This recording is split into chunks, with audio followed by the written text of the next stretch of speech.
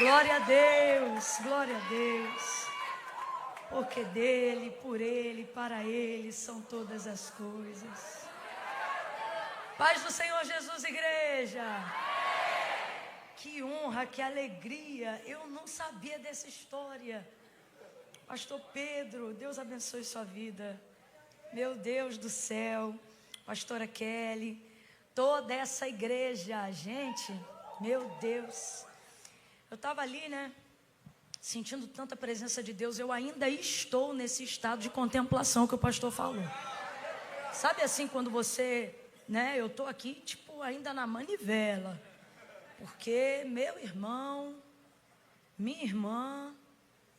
E ali eu pensei, eu falei, Deus, se nessa noite eu estou me sentindo assim, dentro dessa atmosfera de glória, o que esse povo não está vivendo aqui esses dias na tua presença? Não é? Quem está desde o início aí, levante a mão, diga glória a Deus.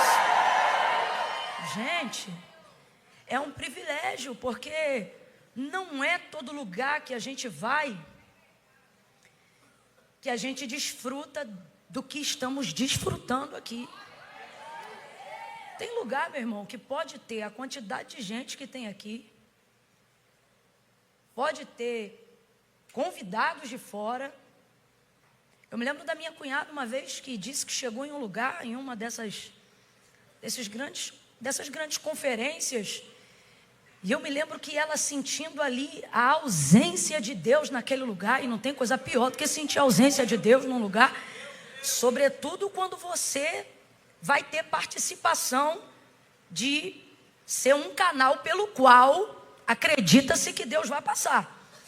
E meu irmão, não importa quem seja, quando a expectativa do povo está errada, até a pessoa que é amiga de Deus, Deus faz, hoje tu vai só, porque hoje eu... Não, quando Deus quer corrigir a expectativa do povo, você pode ser íntimo de Deus.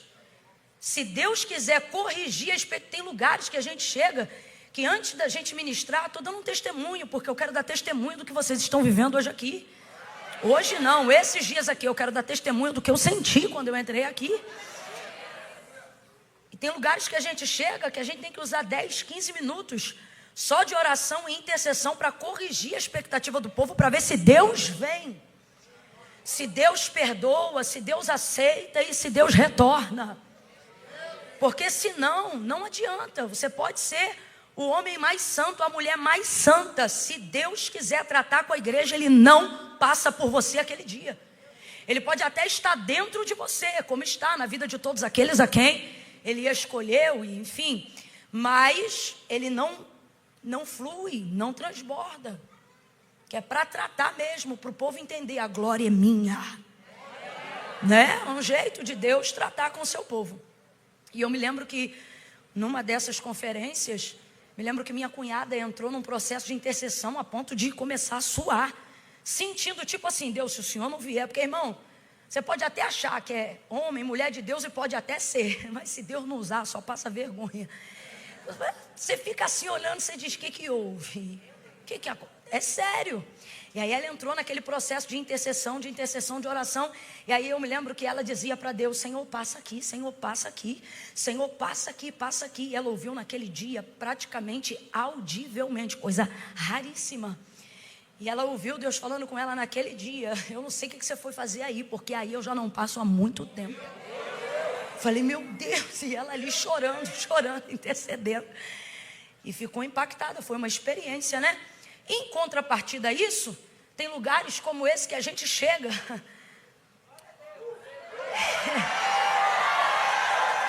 E a gente fica até... Meu Deus, o que está havendo? Que glória, que unção, que graças. A gente só chora, entra até num estado de confusão mental para a organização espiritual. Porque a gente só lembra do quê? Do que errou, do que falhou e pensa, não sou digno, não tinha que sentir isso, eu não mereço, eu não posso. E aí vem o homem cheio do Espírito Santo, eu vaguei, eu digo, fui eu, Jesus, eu vaguei. Eu entro num estado, eu falei, vai, está contando a nossa história. Quanto mais você se aproxima de Deus, mais nítidos ficam os seus erros. Por isso que a presença de Deus não é um lugar romântico, como alguém pensa que deveria ser. Irmãos, a glória de Deus, quando manifestou-se no Sinai, não foi som de violino, cello, é ruim, hein? Foi saraiva, foi fogo, foi trovão, foi raio, foi relâmpago. Tanto é que o povo desejou ver ao Senhor como via Moisés. E o Senhor atendeu tal interesse e falou: manda o povo santificar, manda o povo banhar, manda o povo se limpar, manda o povo se vestir, manda o povo jejuar e manda eles virem aqui para o pé da montanha. E quando o povo chegou, o povo em tese estava pronto para aquele encontro. Mas à medida que o Senhor se manifestava no Sinai, meu Deus do céu, aconteceu o que o Morada canta. As pernas começaram, e o que me faz tremer, começaram a tremer, ficaram apavorados. Por quê? Porque o lugar da manifestação da glória de Deus é um lugar de confronto. Não porque Deus te lança em rosto nada do que você tenha feito, mas porque a evidência da sua santidade lança luz sobre tudo que é impuro, não para te afastar, mas para te corrigir apesar de. Porque, irmãos, é tudo muito maravilhoso, mas o lugar da glória de Deus é um lugar que só se acessa por intermédio da santidade. O pastor já falou aqui, por exemplo, dos serafins. A visão de Isaías. Olha, eu agradeço, mas se puder deixar o logo só da conferência. Sem eu com essa cara de oi, tudo bem? Pronto. Obrigada. Ele disse: no ano em que morreu o rei Uzias, eu, Isaías, vi o Senhor assentado sobre um alto e sublime trono. A glória enchia a casa. Seu manto se estendia de maneira que ele não podia nem ver aonde terminava. Os umbrais das portas se moviam, meu irmão. Imagina a sensação de um terremoto. Os umbrais das portas se moviam. Olha o nível de abalo. Completa aí para mim, por favor. Olha o nível de abalo. Quem diz que viu a glória de Deus e não ficou abalado, não chegou tão perto assim. Os umbrais das portas se moviam com a voz do que clamava. E o que eles clamavam? A gente já falou hoje aqui. Quando o pastor falou assim, lembre-se dos serafins, eu e pastora Kelly falamos juntos na hora. A primeira coisa que a gente começou a adorar foi: Santo, Santo, Santo é o Senhor dos exércitos. Deus não criou o homem para a sua adoração. Quando Deus determinou o que deveria ser adorado, para isso Ele criou os anjos. Os anjos adoram a Deus como Ele deve ser adorado. Já pensou se Deus dependesse da nossa adoração para ser adorado? No dia que a gente está bem, a gente adora. No dia que a gente está mal, vamos falar a verdade. Mas não. Os anjos o adoram como ele deve ser adorado. E aí Isaías disse que contemplou naquela visão e viu a adoração. Em adoração, no meio daquele temor e tremor, Santo, Santo, Santo. Qual é a canção que os anjos cantam diariamente, de eternidade em eternidade? Que ele é? Que ele é? Diga aí para mim, Deus é bom ou não é? Seria errado se os anjos cantassem: o Senhor é bom e toda a terra está cheia da sua benignidade? Seria errado? Claro que não. Davi salmodiou, salmo de número 136, um salmo belíssimo, não seria errado. Poxa, pastor Eduardo Reis, por que eu te vi agora? Eu não estava te vendo, eu estava desenrolando bom a beça. O que você está fazendo aqui? Vai no banheiro, vai beber água, vai fazer alguma coisa. Do nada te vi, que raiva. Ai, deixa eu continuar aqui. Peleja, Jesus, deixa eu fingir que eu não vi ele, me ajuda. Não seria errado se eles trocassem a adoração. Entendo o que eu estou querendo dizer. Vamos supor, não é o que acontece, mas vamos supor que a adoração tivesse o turno trocado dos serafins. Porque a nossa visão limitada faz a gente pensar em um nível de cansaço. Vamos falar a verdade, um nível até de tédio. Que tipo de adoração é essa que todo dia é a mesma canção sem parar? É o mesmo louvor sem parar. Imagine milênios e milênios e a mesma adoração sem parar. Uma eternidade inteira ainda por vir, sem jamais acabar e nem um minuto parar. Então, só por causa da limitação da nossa mente, vamos tentar imaginar, para a gente chegar no que o Espírito Santo está falando ao meu coração, que houvesse uma troca de turno de serafins. Imagine que quando fosse a troca, um deles dissesse assim: não, peraí, a gente já está o quê? Há uns 1159 anos cantando que ele é santo, vamos embora cantar uma canção nova. E aí alguém falasse: não, vamos ressaltar hoje Uma outra característica das tantas que o Excélcio tem. Vamos dizer, por exemplo, que ele é bom. Diante da sua presença, acredite, ainda que isso fosse real, o que não é, jamais eles iriam conseguir mudar essa canção. Eu acho que mesmo que eles tivessem de cor qualquer uma outra canção para adorar ao Senhor, quando chegassem diante da sua presença, diante de tudo aquilo que o Senhor reflete, a adoração, para ser adoração, ela precisa ser voluntária, ela precisa ser espontânea, ela precisa ser literalmente intencional da parte de dentro, que é uma outra coisa que a gente precisa corrigir. A ideia de que os anjos estão adorando a Deus dessa maneira, como se eles fossem obrigados, como se eles fossem CLT celestial, proletários. Aí tem que parar com essa mania. Querendo ou não, vamos falar a verdade, lá no escondidinho do cognitivo da nossa mente e imaginação, a gente tem um pouquinho disso. Os anjos adoram assim porque eles como se fossem obrigados. Irmão, se anjo fosse obrigado a servir a Deus, sobretudo em sua glória, Satanás não teria dissuadido até essa parte dos anjos que estão no céu. Os que estão lá porque querem, porque são fiéis. Estão lá por espontaneidade, por adoração, por devoção. O Senhor também não quer quem não quer. É por isso que no livro de Jó, um dos amigos de Jó vai dizer: se ele não confia plenamente nem naqueles que estão lá. Por quê? Isso aqui é uma citação e uma alusão à caída e à queda daqueles que desceram com Satanás. Então a espontaneidade, aí você pensa, a espontaneidade na repetição, a maior devoção está na capacidade repetitiva. Procure quem tem vida devocional e veja se há espontaneidade todos os dias na devoção deles. Não há. Quando você encontrar um grande homem e uma mulher de Deus, pode ter certeza, se ele chegou a esse nível, é porque ele fez muita coisa sem sentir, fez muita coisa sem querer, fez por integridade na devoção. E eles adoram. E não conseguiriam jamais adorar nenhuma outra coisa, porque a santidade de Deus revela isso. Santo, santo, santo. Isaías não fica alegre. Como é que não fica alegre se acabou de ver o céu?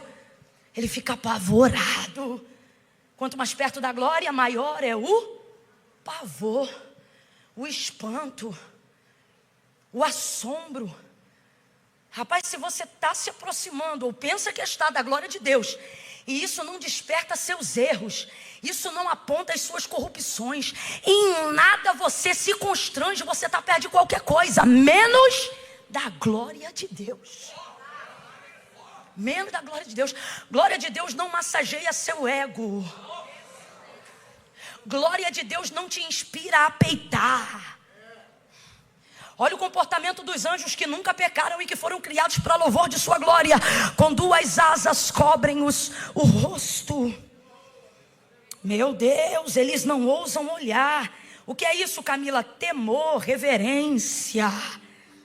Reverência. Com 2 cobrem os pés. O que é isso? Também temor, reverência, não a ele, mas ao ambiente que sua glória preenche. Só que com 2 asas o texto diz que eles, porque aonde há o Espírito de Deus, ali também há. Essa é a parte boa da glória. Confronta, constrange, até amedrontar nós que somos seres corruptíveis, mas não rouba de nós a liberdade. Oh, meu Deus. Aleluia. Oh, aleluia. Aleluia. Aleluia. Ele não ouviu violinos, ele sentiu tremores. Ele não disse glória. Tem gente que pensa que quando sentir a glória vai dizer glória. Quanto mais perto da glória, maior é o ai.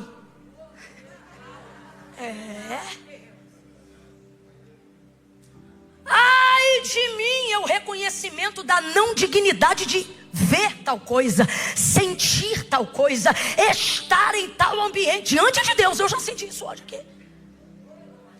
O sentimento literal de indignidade, preenchido pela cobertura da graça, que é o que me faz ter a ousadia de, no nome de Jesus, subir aqui para crer por fé que há algo que eu possa entregar, ou que Deus possa entregar passando por mim. graça. Disse ele: ai de mim, eu sou um homem impuro. Eu habito no meio de um povo de impuros lábios. E o que o Senhor fez? Deu um chute na visão de Isaías? Não. Deus sempre tem um recurso. Deus sempre tem uma forma, um meio, uma saída. Labacalamando remaia shai. Oh, Deus está dizendo assim para alguém: quando você sentir isso, o primeiro sentimento humano é vontade de correr de mim, mas a minha graça vai trabalhar em contrapartida a esse sentimento. Ela vai usar as pernas, vai usar os braços, vai tocar no coração, vai corrigir a mente, vai. O quê? Por quê, Camila? Porque ele diz: você vai continuar com desejo de correr, mas não é de mim, é para mim. Você vai começar a perceber que suas fraquezas querem te jogar para longe de mim, mas a minha graça vai mostrar que elas não são o meio pelo qual eu te rejeito, elas são o meio pelo qual eu uso para aperfeiçoar o meu poder na tua fraqueza. Pega na mão de alguém aí agora. Eu estou sentindo uma unção poderosa para desatar julgos, cadeados, pensamentos que neutralizam a sua fé, que tentam te tornar carcereiro de si mesmo, porque você diz que serve a Deus, mas de um tempo para cá você tem servido a sua consciência, e quem serve a consciência se torna carcereiro de si próprio. Não sirva a sua consciência, ela não é o seu Senhor. Sirva a Deus, porque Ele sim. Eu sei que pensamentos tenho de vós, diz o Senhor, pensamentos de paz e não de mal. Quem serve a consciência vira escravo da razão, do eu, do egocentrismo. Não posso porque pequei, não sou digno porque sou errado. Mas quem serve a Deus diz: apesar disso eu vim, apesar disso eu estou aqui. Porque para quem iremos nós, se só tu tens palavra de vida eterna? Só tu tens. Eu vim culpado, mas vim ressentido, mas vim magoado, mas vim errado, mas vim entristecido, mas vim tomando remédio, mas eu vim em depressão, mas eu vim com síndrome do pânico, mas eu vim com síndrome do pensamento acelerado, mas eu vim traída, mas vim magoada, mas vim uribaracanda elemandarabaiá shai. Vem tremendo, mas vem com medo, mas vem consciente, mas vem.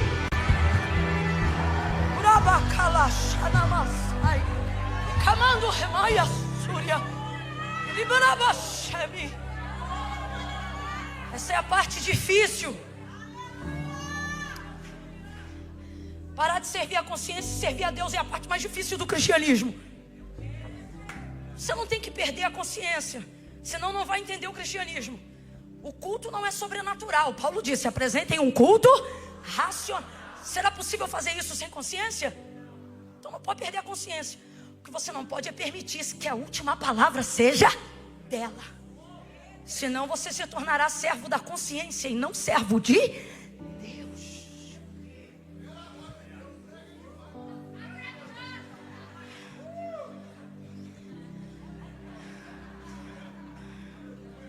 Favor encerrar dentro do tempo. Eu vou tentar. Ó. Escute. Ele disse: não. Vai por mim. Não vai rolar.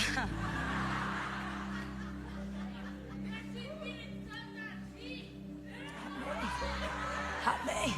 Lembra que eu falei que a gente não pode perder a? Aí vamos lá. Ouça isso. Eu mencionei isso esses dias e vou mencionar aqui de novo porque tem a ver.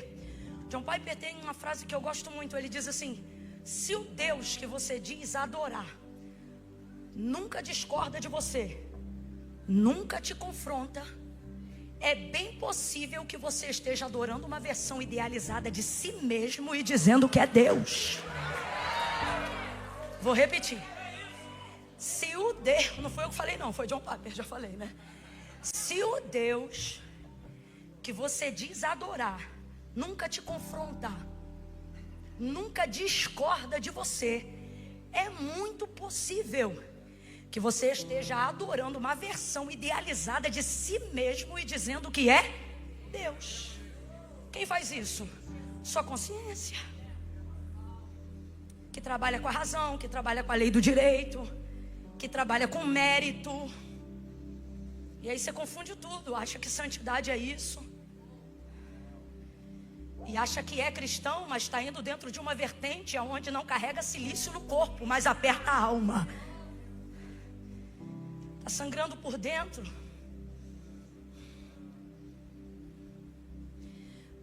O texto é tão claro na maneira como Jesus passa pela porta do nosso coração, né? Como é que é? Quem lembra? Ele chega na porta e faz tchá. Bom. Estou à porta aí. O que abrir? Se vai abrir, é porque tem a chave do lado de? Você tem a chave. Mas a razão, sua santidade deturpada, te impede de abrir a porta por dentro. Depois que eu me consertar, eu abro. Depois que eu me santificar, eu abro. Depois que eu me corrigir, eu abro. Depois que eu compensar todos os pecados, eu abro. Jesus não é o tipo de visita que espera você arrumar a casa para entrar. Escuta, que Deus está falando de verdade isso com a gente hoje aqui. A batida de Jesus na porta de alguém é o tipo de oportunidade que você não pode dizer vem amanhã. E tem gente aqui achando que tem expediente de agenda.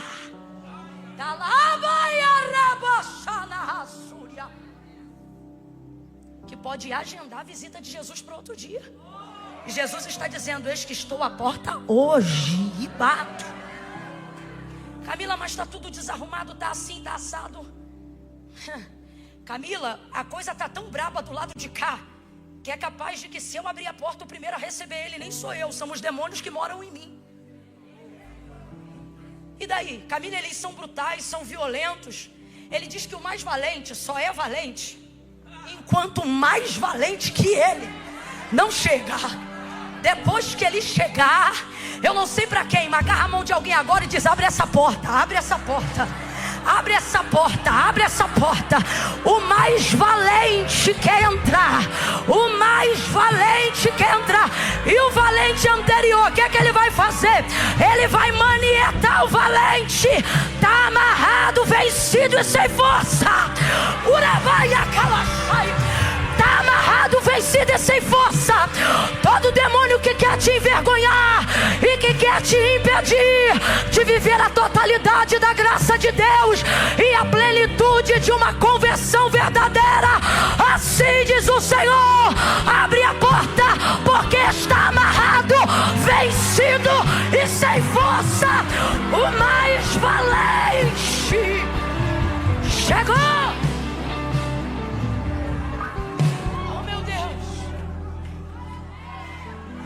A gente quer o tempo todo se afastar. A gente quer o tempo todo se afastar. Nossa consciência quer nos afastar. O medo pela consciência dos nossos pecados dizem: se afaste. O tempo todo, sim ou não, gente? É a guerra da nossa vida. Você fica sem orar 3 dias, aí depois fica mais 3 dias. Aí o coração começa a desejar orar, mas você não quer orar porque já está 6 dias sem orar e tem vergonha de orar. Se afastar o tempo todo, se afastar. Você quer arrumar a casa primeiro, e o Senhor está dizendo: quando eu bater na porta, não arruma a casa, só abre a porta. Só abre a porta. Abre a porta. Isaías vai dizer: ai de mim, Isaías capítulo 6, ai de mim, tenaz, brasa viva, anjo. Rapaz, se ele estava com medo antes, imagina agora. É isso mesmo que eu mereço. Ele vai selar minha boca, vai me queimar, vai... Não. O fogo não foi para consumir, foi para purir. Talabacaixa na massúria. Ibaia séria. Pureza é poder. Completa aí para eu ter certeza que você está me ouvindo bem. Pureza é? Poder. Pureza é? Poder. E poder, quando não está sendo administrado por você, te assusta. Traz ele uma brasa para purificá-lo. Pureza é? Poder. E todas as vezes que o poder é administrado por uma outra pessoa que não você, ele vai te assustar. Só que veja, tal brasa não vem para consumi-lo, vem para purificá-lo. Mas eu imagino o tamanho do medo e do susto que ele não está sentindo. Você já estava gritando ai enquanto via. Imagina agora quando Deus o inclui dentro da visão. É bem mais complexo. Enquanto Daniel contemplava as visões que Deus dava de fora, ele acordava no outro dia de manhã e trabalhava. Quando Deus começou a incluir ele nas visões, ele começa a escrever. E eu fiquei 7 dias acamado. Toda visão que Deus te dá, quando você entra nela de verdade, você precisa envolver a tricotomia do seu ser: espírito, alma e... As pessoas acham que as visões de Deus são só para o espírito e para a alma. Se teu corpo ainda não sentiu o impacto da revelação, é porque você ainda não viu a visão toda. A visão toda, meu irmão, ela mexe com o seu físico literalmente. Literalmente. Imagina então agora a situação de Isaías. Agora ele não está observando, ele está incluído dentro do cenário. Mas assim o Senhor fez, e nós estamos falando do maior profeta messiânico, ou de um dos maiores do Antigo Testamento. Que extraordinário, sim ou não? Ele pensou que ia morrer, e na verdade Deus estava levantando seu chamado, sim ou não? Pensou que ia morrer, e na verdade Deus estava inaugurando um tempo novo, extraordinário e inédito na vida dele, sim ou não? Sim ou não? No dia que Jesus foi chamar Pedro, Lucas capítulo de número 5, no dia que Jesus foi chamar Pedro, ele ainda nem sabia que Jesus era o Filho de Deus, mas tão impactado ele estava pela ministração que Jesus ministrou naquela manhã à multidão. Obedeceu a sua palavra, mas acreditava que tratava-se de um rabi, de um mestre, de um senhor. E isso já era o suficiente para ele temer, obedecer. Voltou ao mar, lançou a rede. Quando ele viu o tranco da quantidade de peixes que estava na sua rede, o texto diz que o barco quase foi a pique. É complicadão quando esse tipo de coisa acontece. Quanto mais você se aproxima do chamado, mais abalada é a estrutura. E isso assusta, é a hora que Deus prova a sua fé. Porque presta atenção, o que vale mais financeiramente falando, a rede ou o barco? Está em dúvida? É porque é Minas Gerais, não tem praia aqui, né? O barco vale mais, gente. Oh. Finge que não aconteceu. O que vale mais? O barco ou a rede? O barco vale muito mais. É complexo quando a palavra que Deus me deu abala a minha estrutura de tal ponto que parece que para buscar o que Deus me deu eu vou perder o que já tinha. O texto diz que o barco quase ia a pique. Olha para mim e diga: quase. Se tu ainda não viveu um quase de Deus, tu ainda não está no chamado. O chamado te leva para um lugar de quase, um lugar de romper limites. Sério? Tá me ajudando, é por isso que eu gosto de tu. Um lugar de limites. Olha o que o texto diz, que o barco quase ia a pique. Irmãos, o que isso significa? Talvez um pouco de água entrando, talvez ouvir a madeira estalando. E a rede? Ali na contenção. Tem muita coisa, mas não consegue trazer para a superfície. E esse é o desafio do chamado. Você crê que tem, sabe que Deus deu. O mais difícil não é pegar, é trazer para a superfície, é tornar real, tangível aquilo que você sabe que Deus Deus te deu. E essa é a angústia da tua alma. Fica entre a rede e o barco. Preservo a estrutura e perco o que Deus deu, ou pego o que Deus deu e aconteça o que acontecer. Só que você tem que entender que debaixo de uma palavra, estrutura não naufraga. É quase. Olha para alguém aí agora e diga: é quase. É quase. Consola alguém e diga para essa pessoa: não solta a rede. É só um quase. Quando esse processo terminar, o teu testemunho vai ser forte. Eu quase morri, mas não morri. Eu quase perdi, mas não perdi. Eu quase desisti, mas eu não desisti. Ele sustenta. Completa aí pra mim, por favor. Ele.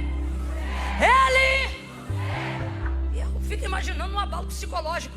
Vamos falar pra gente que já é crente. E melhor ainda, pra gente que já tem uma noção do chamado. É aquela hora que você diz assim: se eu tô debaixo de uma palavra de Deus, por que tá tudo abalado?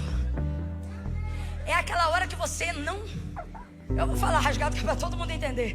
Segura só um pouquinho que isso aqui eles têm que engolir no seco. É aquela hora que você pensa: rapaz, se é de Deus a direção que eu tomei pra minha vida, por que eu tô quase perdendo o barco, a rede e o juízo? Por que ninguém vê o que eu vejo? Por que ninguém concorda? Rapaz, por que a situação ficou dessa maneira? Só que escuta, o texto diz em Lucas 5 que quando Jesus chega, ele vê 2 barcos. Quantos barcos? Jesus nunca trabalha fora da visão. Tudo que Jesus faz coaduna, coopera, corrobora com a visão. Toda vez que você vê Jesus agindo no físico, aquilo dali corresponde a uma visão, que às vezes aparentemente não acomoda no seu físico, mas leva a um propósito que completa a visão. Por exemplo, ele só se dirige ao barco de Pedro, inclusive só usa o barco de Pedro, pede emprestado o barco de... Porque Jesus não está indo ali para poder fazer pesca maravilhosa. Isso é consequência do chamado de Pedro. Jesus não está... Por isso que não é a pesca da necessidade. A pesca ali, irmão, vou usar um termo talvez um pouco grosseiro, mas só para a gente entender, é um show à parte. Jesus nunca trabalhou com milagres sob prioridade. Milagres sempre foram consequência de uma didática, de uma pedagogia de Jesus. Então veja, dentro dessa perspectiva, quando ele chega, a primeira coisa que Lucas 5 apresenta é: e viu Jesus 2 barcos. E viu Jesus? E viu Jesus? Quantos barcos ele viu? Entrou em quantos? Usou quantos? Enviou. Os 2 foram, mas ele enviou quantos? Somente o de? Porque isso aí é sobre o chamado de Pedro. Mas viu 2. Quando o barco está quase indo a pique, ele faz sinal para os companheiros, que é esse segundo barco. O segundo barco vem, parelha com dele, ajuda, puxa a rede, traz para cima. Porque ele está até usando um, mas ele viu? O que o outro vai receber da palavra que foi ministrada sobre a vida de Pedro? Porque o peixe é para todo mundo, mas o chamado é só para Pedro. Então veja, os 2 barcos que ele viu serão abençoados, consequentemente, a multidão que já ouviu Jesus naquela manhã. Jesus vai usar o chamado de Pedro para abençoar aquelas pessoas. Elas vão viver a consequência de um chamado. É assim que Jesus quer usar a gente.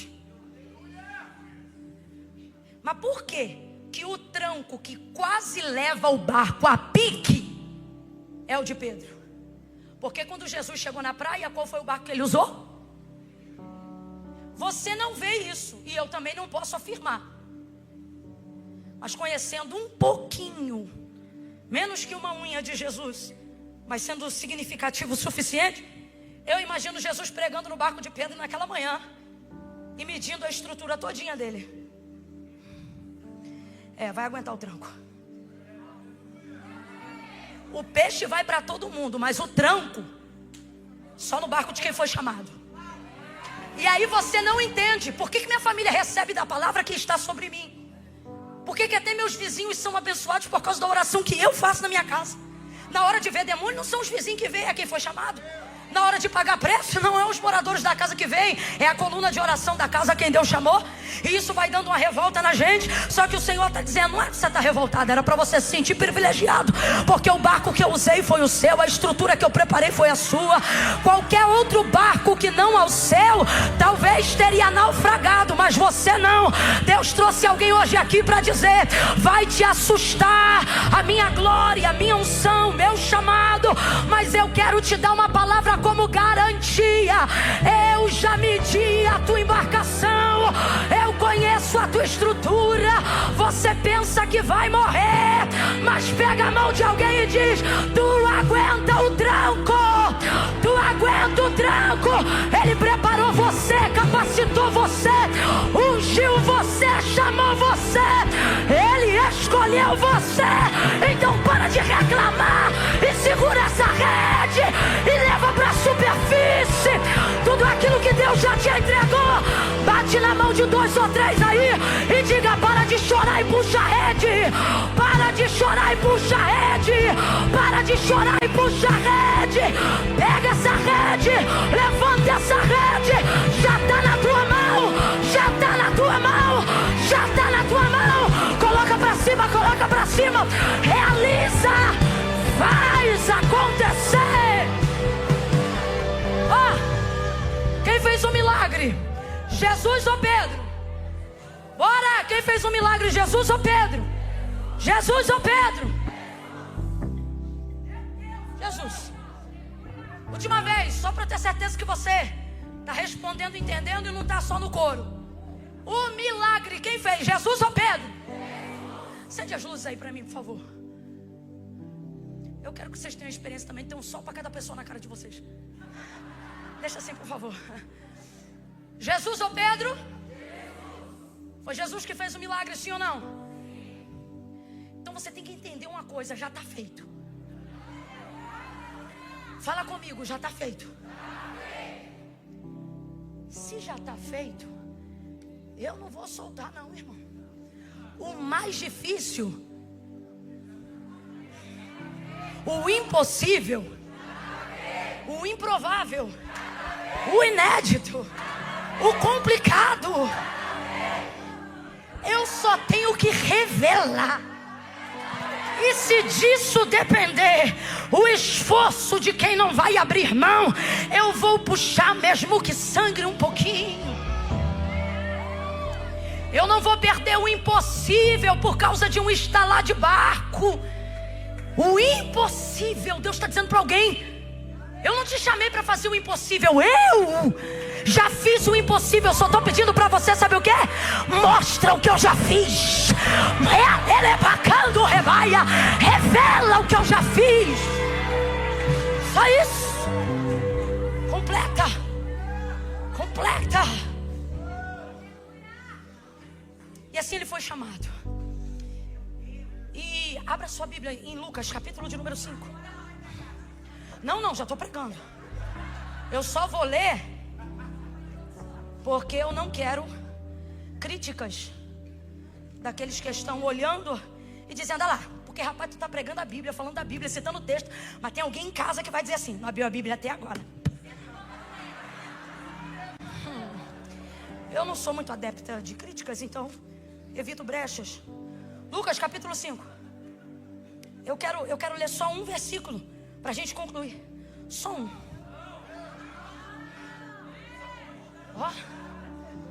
Lucas capítulo 5, versículo 6, 7 e 8.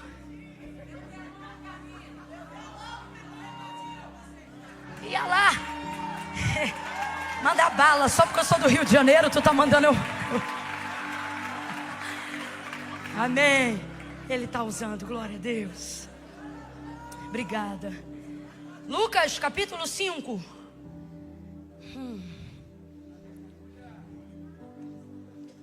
Versos 6, 7 e 8. Abre aí, gente. Vou te falar um negócio com o maior carinho. Tu vai aceitar? Se tu não aceitar, eu vou falar assim mesmo.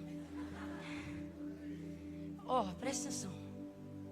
Palavra de Deus é a palavra de Deus em qualquer lugar, sim ou não? Sim. Maior prova de que a palavra é a palavra, não importa onde ela está, desde que ela seja a palavra de Deus, é que quando o regime do Talibã voltou ao Afeganistão, mulheres foram degoladas em praça pública, porque carregavam o aplicativo da Bíblia Sagrada no celular. Então a palavra de Deus é a palavra de Deus em qualquer. No telão ela é a palavra de Deus, no seu celular ela é a palavra de Deus. Só que eu quero que você entenda uma coisa. Um privilégio. Quem não usufrui de privilégios perde a oportunidade de desfrutar de coisas boas. São privilégios. Você quer ver? Não precisa levantar a mão. Mas já viu aquela salinha do aeroporto? Que quem tem uma determinada categoria de cartão, mesmo que seja adicional, se você tiver aquele cartão te dá credencial para entrar naquela salinha. E Camila, por que é legal entrar naquela salinha? Porque aquela salinha tem comidinha.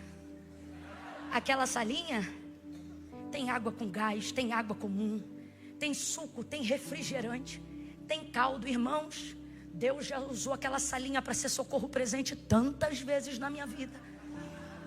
Aquela salinha. Que é isso? Isso é um privilégio? Isso é um privilégio? Quando você não desfruta de privilégio, você perde. Camila, o que isso tem a ver com a Bíblia? O que isso tem a ver com o que você está falando? O que isso tem a ver com as mulheres degoladas no Afeganistão? Eu quero deixar claro que não é uma obrigação, isso é um. Você acha que um convertido na China gostaria de usar essa Bíblia aqui na rua? Estude a cultura da China então e veja. Eles amariam. Irmão André, fundador, Missão Portas Abertas, não só no Brasil, mas no mundo. Abre aspas, o contrabandista de Bíblia. Estude um pouco da história do irmão André. Ele tem uma frase consigo, dormiu no Senhor esse ano, aonde ele diz: eu creio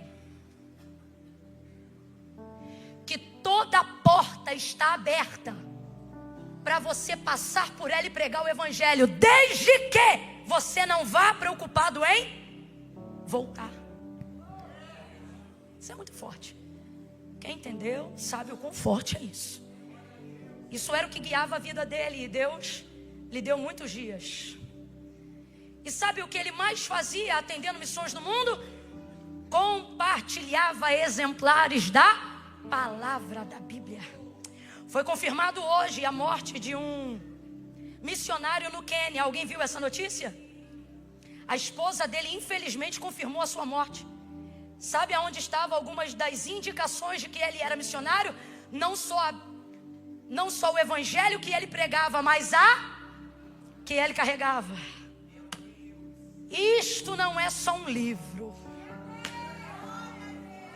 Então, se no Brasil, e eu falei isso tudo para te dizer isso no maior amor, se no Brasil você tem a oportunidade de usar isso de maneira material,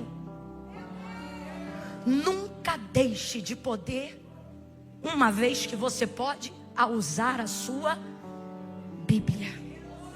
Não precisa levantar, quem trouxe não precisa, que isso não é ostentação. A igreja é lugar mesmo da gente receber palavra, direcionamento. Então sempre que você puder, meu irmão, tenha sempre em mãos a sua, use ela. Não porque obrigação, volto a dizer, mas porque diante de tudo que eu disse, a gente precisa entender que isso é um privilégio.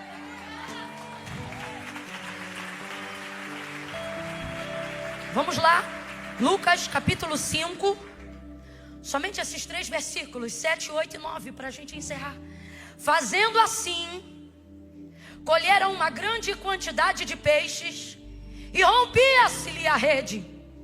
Fizeram sinal aos companheiros que estavam no outro barco para que fossem ajudá-los. E eles foram e encheram ambos os barcos.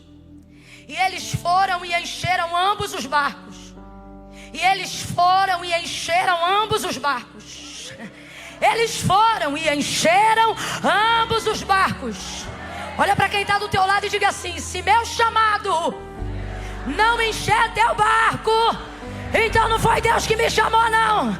Porque o meu chamado vai abençoar pessoas, encher pessoas, passar por pessoas, prosperar pessoas, glorificar o nome de Deus na vida das pessoas. Continuando. De maneira tal, encheram ambos os barcos, de maneira tal que quase iam a pique. Vendo isto, Simão Pedro prostrou-se aos pés de Jesus, dizendo: afasta-te de mim. Ele disse glória a Deus. Ele nem sabe que é Jesus Cristo. Para ele é um mestre, um rabi de alguma sinagoga. Mas olha isso. Vendo isto, Simão Pedro prostrou-se aos pés de Jesus, dizendo: Senhor. Esse Senhor está com S maiúsculo. Ele não sabe literalmente quem é, mas já sabe que é alguém grande, relevante, de senhorio. Afasta-te de mim, porque sou homem pecador. Pois o espanto, verso 9, se apoderara dele. O espanto. Por que não está o alívio? Já que pegou mais peixe do que nunca, depois de uma noite frustrada. Por que não está a alegria? Qual é a palavra que a gente usou agora? Aqui está, estavam maravilhados. Mas a colocação no grego está atemorizados, espantados.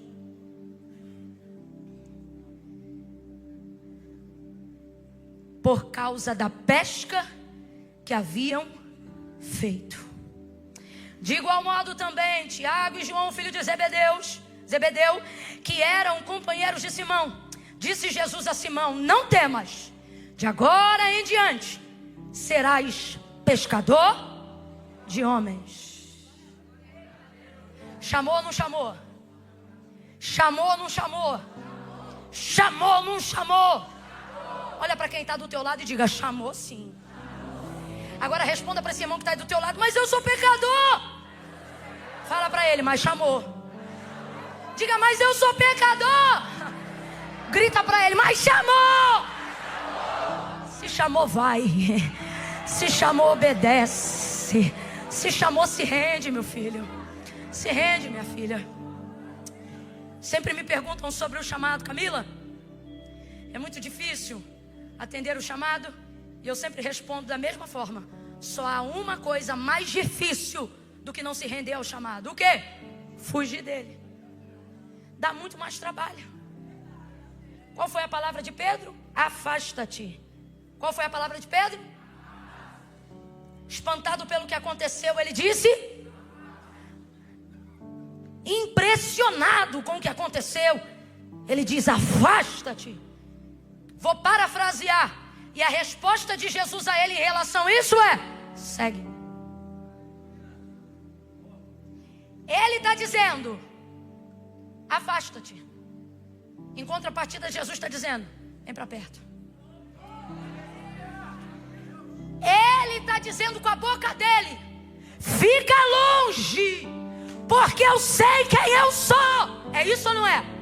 É isso ou não é? E Jesus está dizendo: vem para perto, porque você vai saber quem eu sou.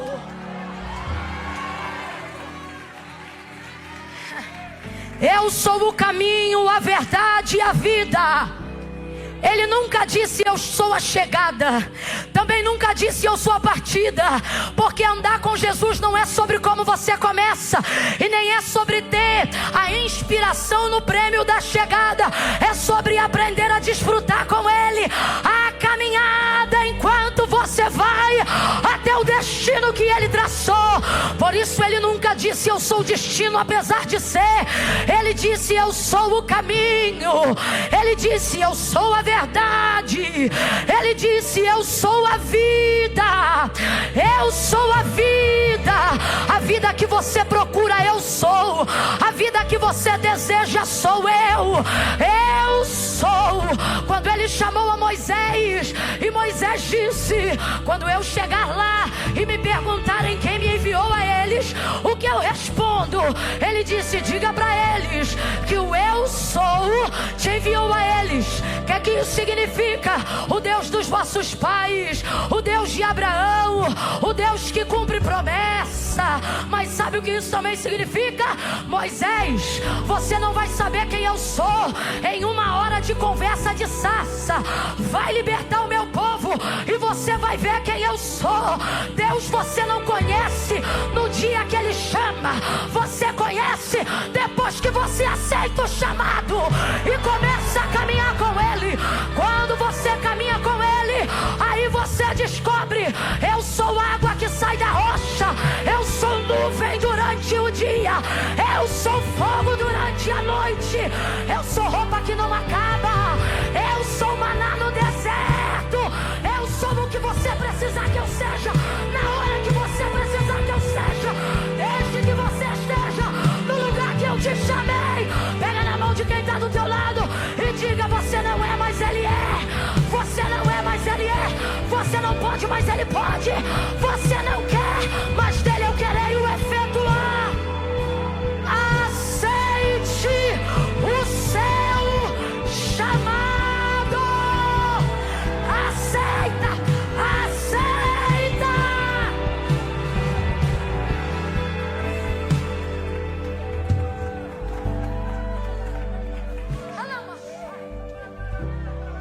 Para de fugir.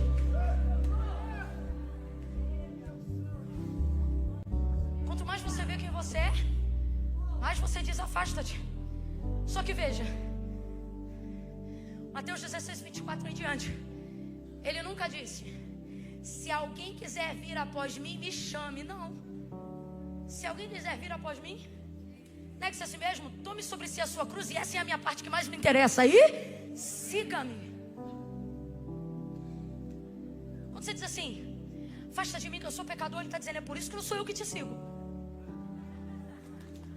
Mas estou te dando a chance de você aprender como é que faz, saber como é que chega.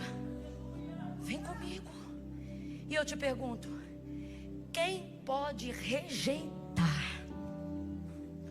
o convite do meigo nazareno? Desculpa, deixa eu falar só um pouquinho dele. Jesus é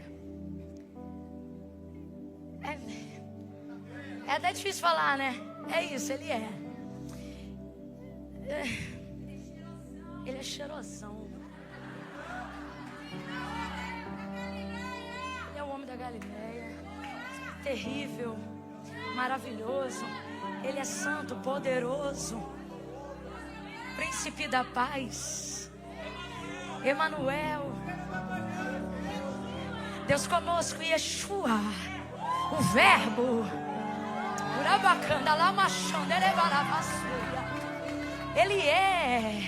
Ele é a raiz de Jessé, ele é o lírio dos vales, ele é a resplandecente estrela da alva, ele é o mesmo ontem, hoje e eternamente, ele é o que era, o que é e o que há de vir. Já foi dito, mas eu repito aqui: maravilhoso, conselheiro, Deus forte, Pai da eternidade, príncipe da paz. Ele é, tudo foi feito por ele, e sem ele nada do que foi feito se fez. No princípio ele era o verbo, e o verbo estava com Deus, e o verbo era Deus. Nele, e somente nele estava a vida, e a vida era a luz dos homens, e a luz resplandeceu nas trevas, e as trevas não prevaleceram. Lutaram, mas não prevaleceram. Guerrearam, mas não prevaleceram.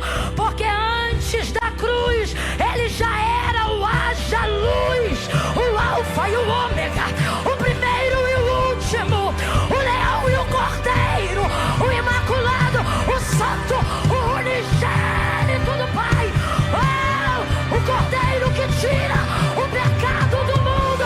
Ele é o amigo do órfão,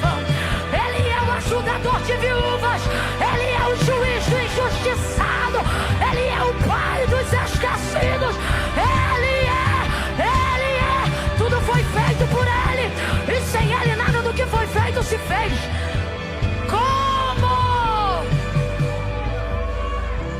Como rejeitar o convite de alguém assim?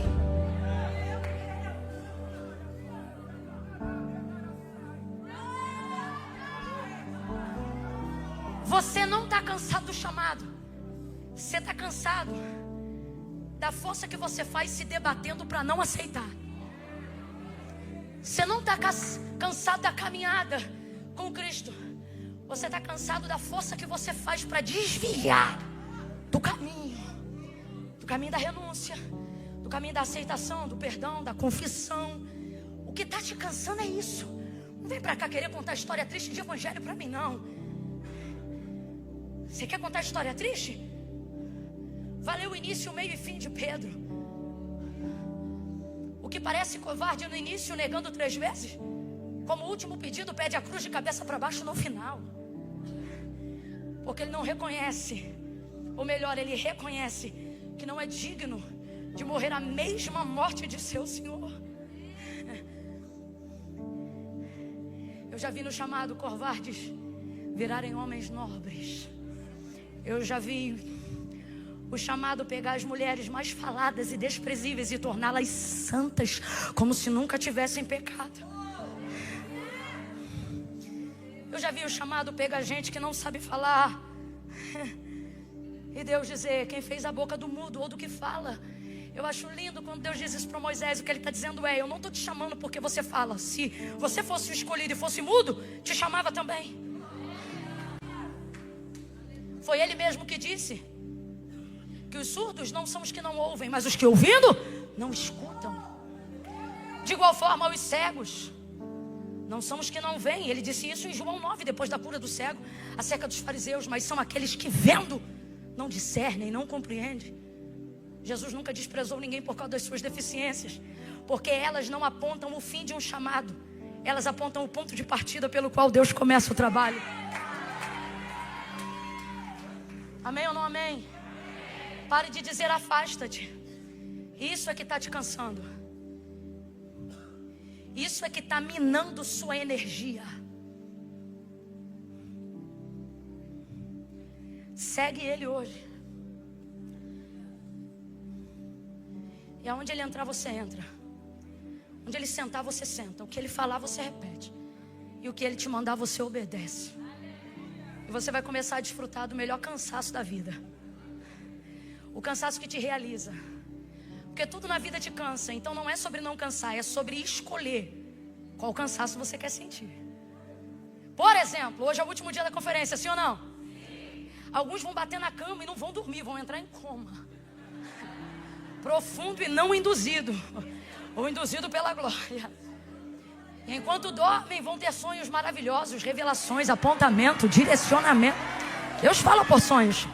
Mas há outros que vão deitar e vão ficar pilhado, cansado, mas não consegue dormir. Eu vou te dar logo jogo de cara. Não adianta tomar remédio. Tem que chegar em casa, tomar banho, dobrar o joelho e tampar na oração. Aí tu ora até cansar. Toma outro banho.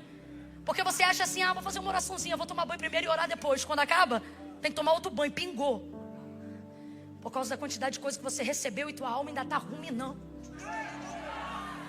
E o espírito está querendo marcha. Se tu se chegar em casa, botar qualquer louvor, qualquer palavra, escuta o que eu estou te falando. Tu pode estar cansado que é o aço, vai levantar da cama quando começar a cantar chapata e começa a ungir casa, ungir umbral, abençoa prédio, desce pra rua, unge esquina. É assim, meu irmão. É a força do chamado. É o chamado que te cansa, mas é Ele que realiza. Não que você deva atender o chamado para se realizar, mas porque depois que você obedece a Deus, você descobre que a melhor maneira de fazer você feliz é fazendo Deus feliz. Melhor do que a gente ser feliz é quando a gente vê que Deus está. Aí a sua felicidade vai para outro nível. É um negócio assim que... Por isso que crente é taxado de doido. É um negócio assim que tu vai na rua Do nada tu tá rindo, tá dando bom dia. Alguém diz: o que foi? Ganhou na loto? Você diz: não jogo. Creio eu. Não jogo. Alegria da salvação, cara. É um negócio de louco. É uma essência, é uma presença. Deus nos trouxe hoje aqui para dizer: minha glória vai te assustar. E quando você começar a atender o chamado, sua estrutura vai ser abalada. Enquanto eu não envolver a tricotomia do seu ser, é porque você ainda não entrou na plenitude da visão. Mas quando você entrar, esse abalo vai chegar. Por fim, depois que você vê o que eu já realizei, o primeiro pensamento é que você não vai dar conta de levar isso até o fim. Por isso é que eu te digo: segue-me. Por quê? Porque você obedece, quem leva sou eu. Então não se afaste. Eu quero terminar esse momento dizendo isso para você. Não se afaste. Tu pode estar lanhado, errado, mal acabado, cheio de BO.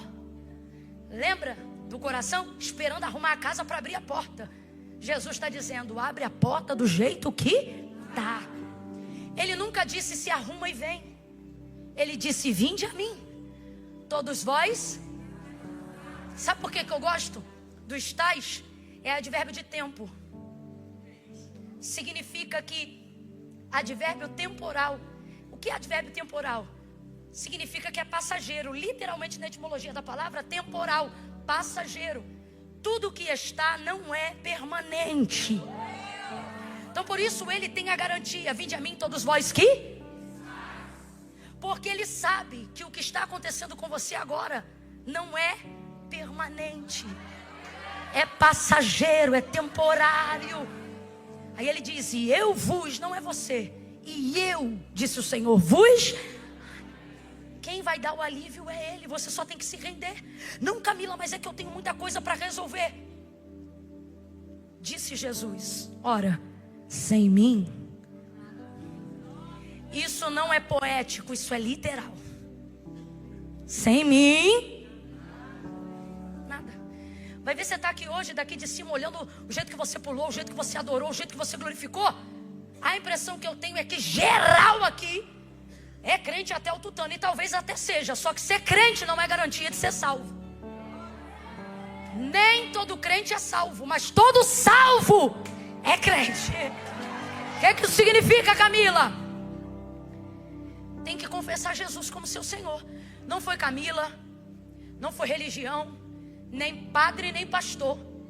Foi Jesus que disse: aquele que me confessar diante dos homens, eu também o confessarei diante do meu Pai, que está no céu. Porém todo aquele que se envergonhar de mim, diz o Senhor, também ficará envergonhado diante do meu Pai e dos anjos que estão no céu. Agora eu te pergunto, por que ele diz vergonha? Porque ele sabe que a falta de aceitação ao senhorio dele ou ao chamado nunca é por falta de amor ou fé, mas por vergonha. Veja, ele não diz aquele que não crê. Está na cara que crê e que reconhece, mas não aceita porque sente. Aí você está aí no lugar e diz assim: se é vergonha, Deus entende, porque a justificativa diária é: Deus conhece o meu, conhece, mas não concorda.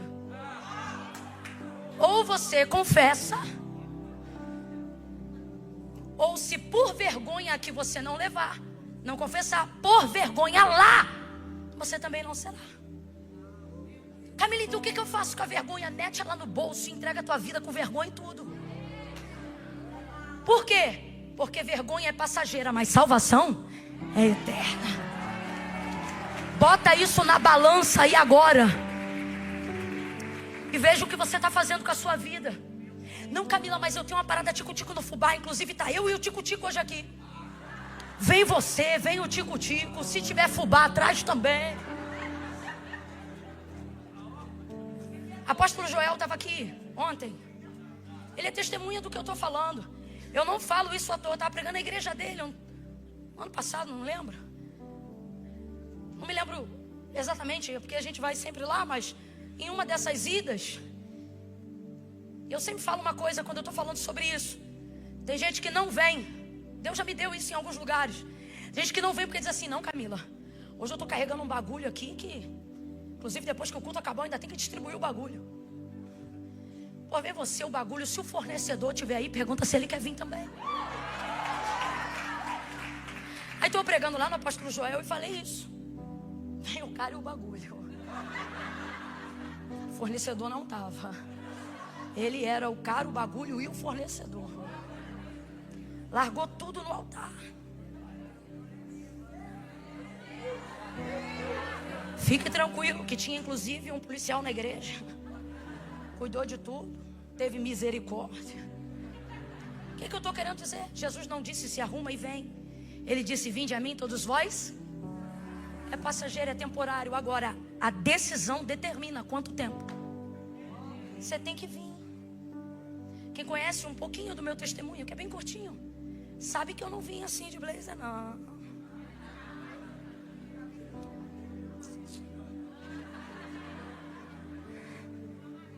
Isso aqui é depois da caminhada. Quando eu vim, sentava no último banco da primeira igreja batista da Posse. Eu assistia todos os cultos de domingo e de quarta-feira. Todos! E todo sábado era baile. Quarta culto porque minha mãe obrigava. Sábado ela saía, a gente ia para o baile. Domingo ela levava a gente obrigado de novo. Quarta igreja, sábado baile. Quarta igreja, sábado. Domingo. Quarta. Não. Quarta. Sábado. Aí um dia ia ter um evento especial no domingo. Eu olhava pro relógio, o culto não acabava. E eu dizia: mano, esse culto não acaba. Eu estava esperando o culto acabar para ir para onde? Foi a única vez que eu fui pronta pro baile a caminho da igreja. Barriga de fora, camisete do piu-piu, samba, canção e coloche camurça. Quando o culto acabar, pergunta o que eu me lembro desse culto, irmão. Não prestei atenção nesse culto não, porque eu só olhava pro relógio. Só olhava pro relógio, só olhava pro relógio. Só olhava pro relógio. Olhava pro relógio. O que o pregador pregou diante de Deus, eu não lembro. Os louvores que foram cantados, não lembro. Mas eu me lembro do pastor pegando o microfone e nunca mais eu esqueci. Porque todo culto eu dizia assim: Senhor, eu não posso ir para tua casa do jeito que tá. Porque se é para ser crente igual fulano, ciclano, beltrano, não sei o que, não sei o que, não sei o que, eu não quero ser não. Quando eu for para ser, eu vou ser sério. Mas eu não estou pronta para ser sério agora. E aí eu dizia para ele, todo culto, eu dizia assim: quando eu largar, eu vou. Quando eu deixar, eu vou. Todo culto eu dizia isso para ele. Aí nesse dia, eu ouvi o Espírito Santo de Deus: Camila, ele fala com esse povo? Eu vi ele dizendo para mim: quando você vier, você deixa. Aí eu só me lembro de eu no corredor, sentindo um acolhimento que eu nunca senti na minha vida. Porque o que o pastor dizia é: venha receber Jesus. E aquilo não combinava com o que eu sentia, porque eu não senti que era eu que estava indo recebê-lo. Mas quem já recebeu aqui sente isso. O sentimento que você tem não é que você está indo receber, é que Ele está te recebendo. Ele está te abraçando. Aí eu chorei muito. Passou água debaixo da ponte, mas nunca mais a ponte caiu. Fiquei firme. Estou aqui para a glória de Deus até hoje. E daqui, meu irmão, eu só vou para o céu. Mas foi assim. Foi assim. Tinha 2 caminhos para voltar para casa. Um passava na porta do... Mas o outro, Marcelo, tinha que dar uma volta mais longa. Aí alguém dizia: vamos por aqui, é mais perto. Eu dizia: não dá, porque eu ainda estou caminhando. E se eu ouvir enquanto eu estou caminhando, seja humilde na sua conversão.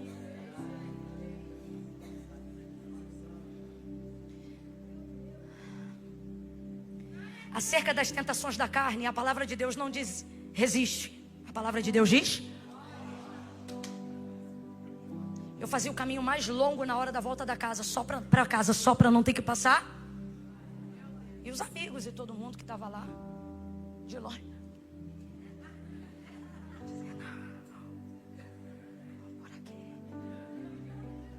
Largo e espaçoso é o caminho que conduz à perdição. Leva mal não, irmão. Mas quando o assunto é vida ou morte, o mais importante é ter uma passagem segura. É estreito o caminho que conduz à salvação, mas é maravilhoso. É maravilhoso. Aos que já reconheceram Jesus publicamente como seu Senhor, posso ouvir um amém? Amém. Todos de pé. Todos de pé. Aleluia. Não se mova agora. Só saia daqui, irmão, quando o pastor te abençoar, o culto acabar. Ai, Camila, é que eu estou atrasada.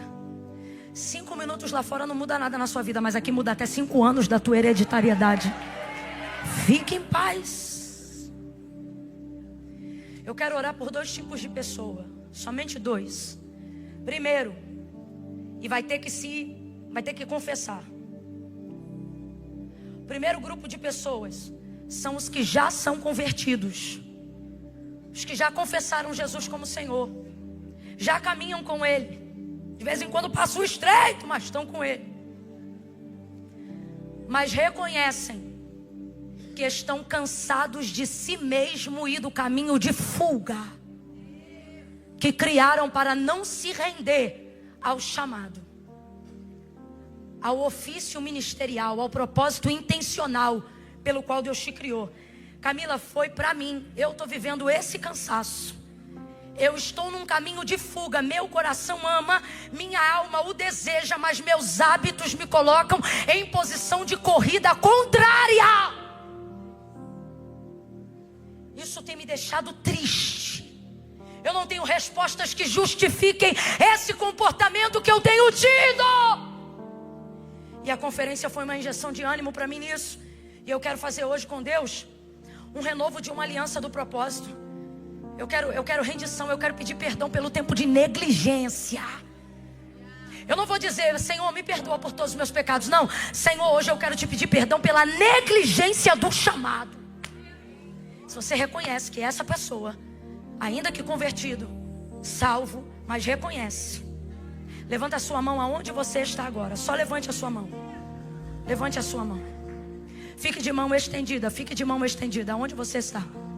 Eu sei que não são todos. Tem gente que estão vivendo uma ótima fase. Pessoas aqui. Mas Camila, sou eu. Eu estou igual aquele irmão. Eu fiz isso hoje, irmão. Eu levantei assim, ó. Como quem diz, Senhor, sou eu. O pecador sou eu. A falha sou eu. A negligente sou eu. Pai, em nome de Jesus, eu oro agora com a tua igreja. E te suplico em nome de Jesus, Pai, pela tua igreja, por aqueles que estão aqui como parte integrantes do corpo de Cristo, mas que estão como membros outrora, porque cremos assim pela fé, não mais agora, mas outrora, como membros anestesiados dentro do corpo, negligenciando sem saber o porquê, se cansando na fuga ao invés de se desgastar no propósito. Deus, recebe a nossa confissão. Confesse aí para Ele agora, confesse. Confesse para Ele: Senhor, eu não tenho orado de manhã e isso me entristece. Eu digo que vou orar depois e passo o dia e não oro. Eu tenho negligenciado a leitura da palavra. Como pode um servo de Deus não ler a Bíblia, Senhor? Eu quero pedir perdão pelo abandono da leitura da palavra. Eu quero pedir perdão pela negligência do lugar da devocional. Restaura as minhas forças. Fala com Ele aí. Ore, ore, ore. Pai, eu oro com eles e por eles. E te peço nessa noite, como Davi, se tu olhares para os nossos pecados, quem subsistirá? Mas contigo está o perdão. Por isso tu és temido. Perdoa. Tem misericórdia, Senhor.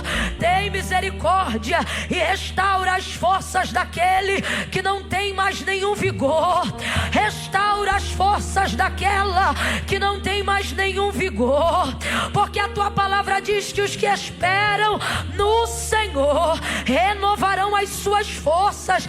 Pai, existem pessoas aqui entristecidas pelo comportamento diante de ti, mas elas esperam em ti. Por isso colocamos com muito temor em nossa boca o clamor de Jó, quando ele disse: eu sei que o meu Redentor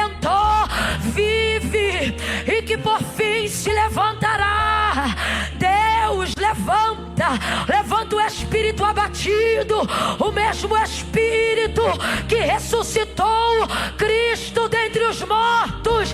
Levanta esta pessoa para viver a plenitude do chamado e não a frustração da fuga. Começa hoje um novo tempo, inaugura um 2023 de maneira diferente de tudo que essa pessoa já viveu até hoje. Estrutura o barco dela e não deixa ela soltar a rede, não deixa ele soltar a rede. Purifica no teu fogo, limpa, santifica, mas chama, chama, chama, chama, chama pelo nome.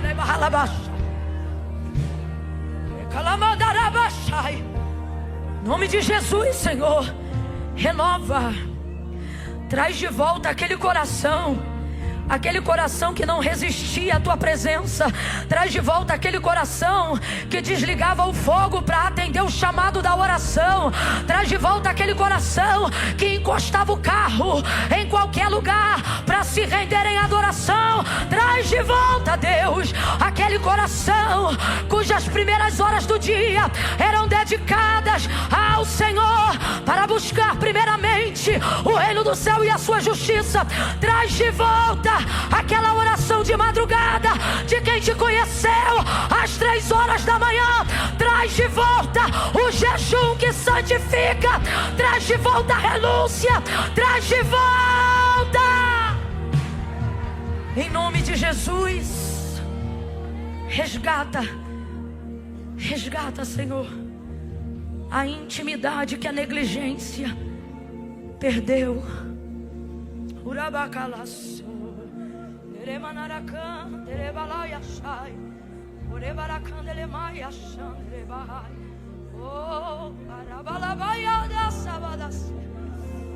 Em nome de Jesus nós oramos, Pai. Sela, marca esse dia com um antes e um depois. Em nome de Jesus, quem concorda diga. Segundo convite.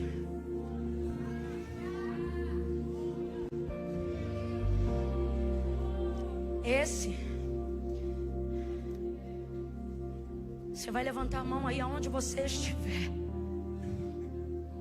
Vou fazer mais. Esse você não vai levantar a mão, não. Você vai chegar mais perto. Você vai vir.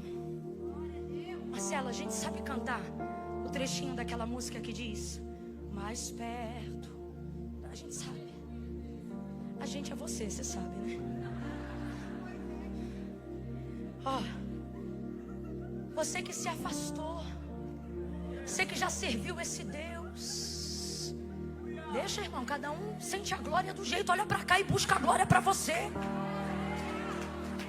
Você que se afastou, você que vem à igreja, sente a presença de Deus, mas você estava assim, ó, não, eu tenho que arrumar a casa primeiro. E hoje Jesus te trouxe aqui e falou, abre essa porta que eu tô batendo é hoje. Deixa eu te falar aqui uma coisa. Tua bagunça não assusta Jesus. Sabe por que não assusta? Tu acha que ele não sabe aonde você pecou? Eu vou falar um negócio aqui bem rasgado. Jesus sabe aonde a gente peca, com quem a gente peca. Jesus sabe tudo. Então para de querer arrumar a casa primeiro. Se a casa que Jesus quer entrar hoje é a sua, e você sabe que precisa dele fazendo morada no seu interior, vou contar de 1 a 3. No 3 tu vai tomar impulso. E o tranco, Camila, vai aguentar o tranco. No 3, tu vai abrir a porta do teu coração e vai se aproximar e vai receber Jesus bem de perto. Eu conto 1, Boas Novas começa a orar, Levanta a mão. Aqui não haverá timidez.